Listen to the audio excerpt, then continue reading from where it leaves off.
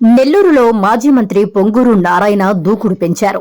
పదునైన మాటలతో ప్రత్యర్థి పార్టీ నేతలకు అంతకంత ధీటుగా చమత్కారంగా సమాధానమిచ్చారు. బాబు షూరిటీ భవిష్యత్తుకు గ్యారంటీ కార్యక్రమంలో భాగంగా నెల్లూరు 6వ డివిజన్లో రాష్ట్ర టీడీపీ ప్రధాన కార్యదర్శి కోటంరెడ్డి శ్రీనివాసరెడ్డితో కలిసి నారాయణ మంగళవారం పర్యటించారు. ఆ డివిజన్ ప్రాంత పరిధిలోని దుకాణాలకు, ఇళ్లకు వెళ్లి ఆయన కరపత్రాలను అందజేసి టీడీపీ లక్ష్యాన్ని క్షుణ్ణంగా ప్రజలకు వివరించి తెలుగుదేశం పార్టీకి మద్దతు ఇవ్వాలని కోరారు. డివిజన్కు విచ్చేసిన నారాయణకు టీడీపీ శ్రేణులు, ప్రజలు శాలువా కప్పి పూలమాలలు వేసి ఘనస్వాగతం పలికారు. ఈ సందర్భంగా మాజీ మంత్రి పొంగూరు నారాయణ మాట్లాడుతూ బాబు షూరిటీ భవిష్యత్తుకు గ్యారంటీ కార్యక్రమానికి ప్రజల నుంచి అనూహ్య స్పందన వస్తుందన్నారు. నెల్లూరు ప్రజలు ప్రశాంత వాతావరణం కోరుకుంటున్నారని తెలిపారు. గతంలో ఎప్పుడూ లేని విధంగా అరాచక పాలన వైసీపీ ప్రభుత్వం సాగిస్తుందని చెప్పారు. ప్రజాస్వామ్యంలో కక్ష సాధింపు చర్యలు సరికాదని హితవు పలికారు. అభివృద్ది పనులు చేసి ప్రజలకు మంచి చెయ్యాలని సూచించారు. వ్యాపారస్తులు వైసీపీ ప్రభుత్వంలో పెరిగిన పన్నులు, కరెంటు బిల్లులతో సతమతమవుతున్నారని తెలిపారు. టీడీపీ ప్రభుత్వంలో ప్రజలపై భారం మోపిన సందర్భాలు లేవన్నారు. ఛాలెంజింగ్లు నవ్వుకోవడానికే తప్ప అభివృద్దికి పనికిరావని తెలిపారు. ప్రజాస్వామ్యబద్దంగా ఎన్నికైన వారు ప్రజలకు సేవ చేయాలన్నారు. తమ హయాంలో రాష్ట్రాన్ని అభివృద్ది పదంలో నడిపామని తెలిపారు. ఆపదల సమయంలో టీడీపీ శ్రేణులు ఎప్పుడూ ముందుంటారన్నారు. తుఫాన్ సమయంలో ఇబ్బందులు పడిన ప్రజలను ఆదుకున్నారా అని ఆయన ప్రభుత్వాన్ని ప్రశ్నించారు. తన విజ్ఞప్తి మేరకు సహాయక చర్యలు చేపట్టిన నగర కమిషనర్ను అభినందిస్తున్నట్లు చెప్పారు. ప్రజాదరణతో 2024లో టీడీపీ అత్యధిక మెజారిటీతో గెలుస్తుందని స్పష్టం చేశారు. ఈరోజు నెల్లూరులో 6వ డివిజన్లో అంటే సంస్పేట ఆ ఏరియాలో ఈరోజు భవిష్యత్తు గ్యారంటీ కార్యక్రమంలో డోర్ టు డోర్ తిరుగుతున్నాం. ఇక్కడ ఎక్కువగా షాపులు ఉంటాయి ఏరియాలో. ఇంతవరకు కొన్ని షాపులు తిరిగాం. ఎక్కడికి పోయినా స్పందన అనూహ్యంగా ఉంది. వాళ్ళు చెప్పేది ఒకటే, మాకు ప్రశాంతమైన వాతావరణం కావాలి, మేము వ్యాపారాలు చేసుకోవాలంటే లా అండ్ ఆర్డర్ స్ట్రిక్ట్గా ఉండాలి, రచ్చలు, రావీళ్ళు, ఘర్షణలు ఉండకూడదు అనేది వాడు కోరుకుంటున్నారు. ప్రతి ఒక్కరు, ఏ వ్యాపారస్తులైనా కోరుకునేది ప్రశాంతమైన వ్యాపారం చేసినట్టు కోరుకుంటారు. అంతేగాని ఊరినే కొట్లాట్లు, అరెస్ట్ చేయటాలు, తీసుకుపోయి పోలీస్ స్టేషన్లో పెట్టడాలు ఎవరు కోరుకోరు.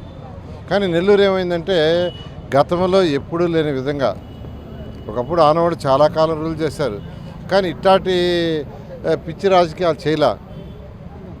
ఇది డిస్ట్రక్టివ్ రాజకీయాలు అంటారు, కన్స్ట్రక్టివ్, డిస్ట్రక్టివ్. ఇదంతా డిస్ట్రక్టివ్ రాజకీయాలు.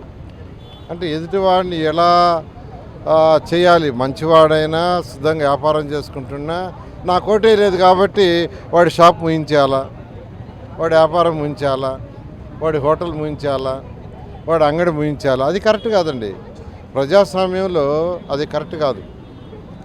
మీరు బాగా చేసి వాళ్ళందరినీ మీ పక్కకు తిప్పుకోండి, ప్రజలకు సేవ చేయండి. వాళ్ళకి కావాల్సిన రోడ్లు, డ్రైన్స్, పర్మిషన్స్, అవి ఎలక్ట్రిసిటీ, వాటర్ అన్నీ ఇవ్వండి. ఇచ్చి మీ పక్కకు తిప్పుకోండి. అంతేగాని ప్రజాస్వామ్యంలో వాడు నాకు ఓటే లేదు, వీళ్ళు నాకు ఓటే లేదు కాబట్టి వాడు వ్యాపారం చేసుకోకూడదు, వాడు ఉద్యోగం చేసుకోకూడదు అనుకోవటం తప్పది. అది కరెక్ట్ కాదు. దాన్ని మీరు మార్చుకోవాలి. తర్వాత వ్యాపారస్తులు అడిగి చెప్తున్నారు, వాళ్ళకి పెరిగిన కరెంటు బిల్లు కానీ, ట్యాక్సులు కానీ ఇష్టం వచ్చినట్టు పెంచేశారు. అది తెలుగుదేశం గవర్నమెంట్లో ఒక్కసారి కూడా 5 సంవత్సరాల్లో కరెంటు బిల్లు పెంచాల. ఒక్కసారి కూడా ట్యాక్సులు పెంచాలి, హౌస్ ట్యాక్సెస్. అసలు చెత్త పని అనే ఆలోచనే మాకు రాలా. అసలు ఆలోచన, కాన్సెప్టే రాలా. అది జగన్మోహన్ రెడ్డి గారికి ఎలా వచ్చిందో తెలియదు, కానీ మాకు అలాంటి ఆలోచనే లేదు. తర్వాత ఈ ఛాలెంజింగ్లు ఎన్ని ఏంటంటే ఒకరోజు టీవీలో నవ్వుకోవటానికి, ఆనందపడటానికేనండి. ప్రజలకు సేవ చేయాలా. మీకు ప్రజలు మిమ్మల్ని ఎన్నుకున్నారు, నన్ను ఎన్నుకోలా. ప్రజలు నన్ను ఎన్నుకోలేదు, ఎన్నుకున్నది మిమ్మల్ని. ప్రజలకు సేవ చేయాల్సింది మీరు, ప్రజలకు రోజు అవ్వడాల్సింది మీరు, వీధి తిరగాల్సింది మీరు, ఇల్లు తిరగాల్సింది మీరు, నేను కాదు. అంతేకాదు 2014లో నేను నెల్లూరు నుంచి ఎలక్ట్ కావాలా. ప్రజాస్వామ్యం మన యొక్క సిస్టమ్ ఏంటంటే పార్లమెంటుకి ఒకరు ఎన్నుకుంటారు, ఎమ్మెల్యేకి ఒకరు ఎన్నుకుంటారు, ఒక్కొక్క మున్సిపల్ దాంట్లో డివిజన్కి ఒకరిని ఎన్నుకుంటారు. డివిజన్కి ఎన్నుకున్న వాళ్ళు ఆ డివిజన్ అంతా తిరగాల, కాన్స్టిట్యున్సీకి ఎన్నుకున్న వాళ్ళు వాళ్ళందరూ తిరిగి సేవ చేయాలా.